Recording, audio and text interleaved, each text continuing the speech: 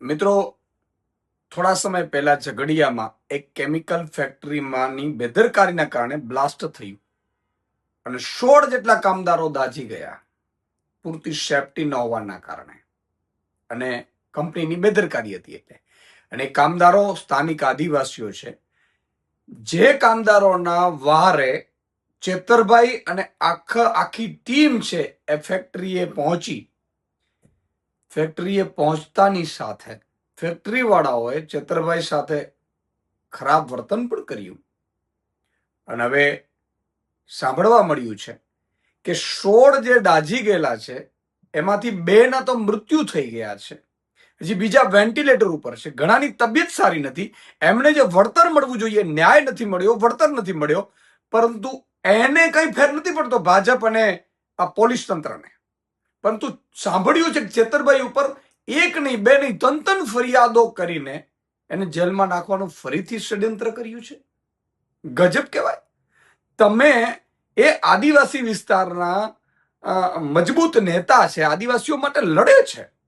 એ આદિવાસી એમના ભાઈઓ જે મજૂરો શ્રમિકો છે એમના માટે અવાજ ઉઠાવવા કંપની પાસે વળતર માંગવા જાય, એ શું ગુનો બની ગયો છે? આની તમે જુઓ, આ પોલીસ તંત્ર ખરેખર કંપની ઉપર માનવ વધનો ગુનો દાખલ કરવો જોઈએ. મેં સાંભળ્યું છે કે જીપીસીબીએ તો ક્લોઝર નોટિસ પાઠવી છે કે ભાઈ પૂરતા સેફટીના સાધનો નથી. તો પછી એમના ઉપર સાધનો નથી તો એમાં જે હત્યાઓ એટલે મૃત્યુ થયા એના માનવ વધનો ગુનો દાખલ થવો જોઈએ. પણ એ ન લગાડ્યું. ઉલટાનો ધારાસભ્ય ચેતર વસાવા ઉપર તંતન ગુનાઓ દાખલ કરવા ષડયંત્ર કરીને જેલમાં નાખવાનું ફરીથી ષડયંત્ર રચાયું છે. આ ભાજપની અને પોલીસની, હું એમ કહું છું, કેટલી હદે નિમ્ન કક્ષાની રાજનીતિ છે. તમે વિચાર કરો, આમ આદમી પાર્ટીને જે રીતે આદિવાસી પટ્ટામાં ચેતરભાઈને 2 વખત જેલમાં નાખ્યો, આદિવાસી પટ્ટામાં આખામાં આમ આદમી પાર્ટીને ખૂબ બહુમત મળી, કારણ કે ચેતરભાઈ લડાયક છે, લોકો માટે લડે છે. એ જ રીતે તમે ડેડિયાપાડામાં અત્યારે જિલ્લા પંચાયત બની છે, પહેલી નર્મદામાં તાલુકા પંચાયતો બની છે. આનાથી ભાજપ ડરી ગયું છે.